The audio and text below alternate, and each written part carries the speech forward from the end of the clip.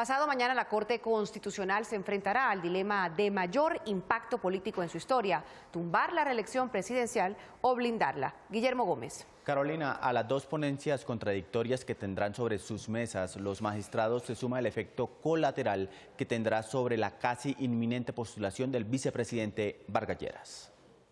La ponencia del magistrado de la Corte Constitucional Gabriel Mendoza, que se analizará en sala plena este miércoles, anula la reelección presidencial que fue aprobada en 2004 para permitir que Álvaro Uribe continuara otros 4 años en el gobierno. El argumento central del ponente acoge la tesis del demandante, ex magistrado Jaime Araujo. Este asegura que las condenas de la Corte Suprema a los exministros Sabas Pretel y Diego Palacio y del exsecretario presidencial Alberto Velázquez por sobornar a 2 congresistas para que votaran a favor de modificar la Constitución en ese punto, anula y le quita todo valor jurídico a la reelección, como lo dijo en sus sentencias condenatorias la propia Corte Suprema. La Corte estimó que debe procederse a la declaración de nulidad de las sentencias que se ocuparon del examen de constitucionalidad, pues fueron pronunciadas antes de que se demostrara la incidencia del delito. Al mismo tiempo, la sala plena de la Corte Constitucional tiene previsto para este miércoles estudiar otra demanda contra la recientemente aprobada Ley de Equilibrio de Poderes, cuyo efecto chocaría con el de la nulidad de la reelección presidencial que propone el magistrado Eduardo Mendoza. En el segundo caso, el ponente es Alberto Rojas Ríos,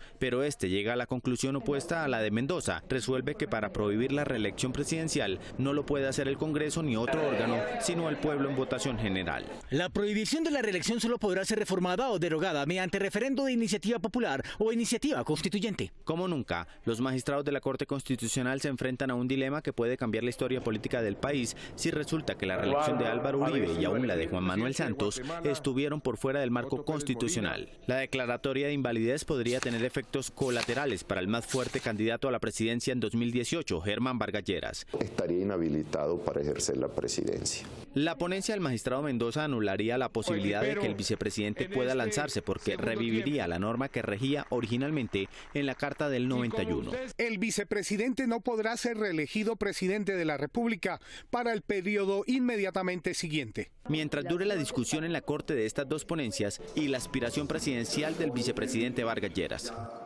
La discusión constitucional en la Corte impactará la discusión política en el Congreso. Joana Fuentes. Partidarios del expresidente Uribe y con sus opositores. Los primeros ven el proceso como una persecución y los segundos como el ejercicio de la justicia. En el Congreso hay opiniones divididas frente a la anulación de la reelección presidencial. El representante Germán Navas Talero, principal demandante de la reelección de Álvaro Uribe en 2004, se refirió al tema. He sostenido siempre que los delitos no pueden generar derechos. Navas también aseguró que con la nulidad de este acto legislativo, Germán Vargas Lleras quedaría impedido para aspirar a la presidencia en 2018. Su condición de vicepresidente, pues miremos la Constitución. ¿Qué decía antes de este engendro? Y tendremos que aceptar que tendría que correr con las consecuencias de la nulidad. El senador conservador Hernán Andrade, quien votó a favor de la reelección de Uribe, aseguró que de llegar a anularse en la Corte no tendría efectos retroactivos. Nosotros no tuvimos nada que ver en los hechos delictivos que hoy se cuestionan y que sirven de soporte a la declaratoria de inexequibilidad.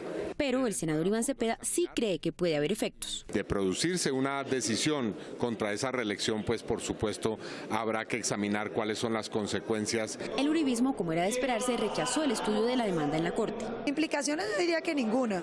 Lo que pasa es que ahí estamos ante una sentencia que profirió la Corte, en mi manera de ver, muy arbitraria en contra del ministro Diego Palacios y Sabas Pretel, que no han tenido el derecho a la segunda instancia. La administración Uribe en sus 2 periodos tuvo la total legitimidad de además ganar de manera contundente. Mientras el debate jurídico se da en la Corte, en el Congreso comenzará el político por la posible inhabilidad que afectaría al vicepresidente.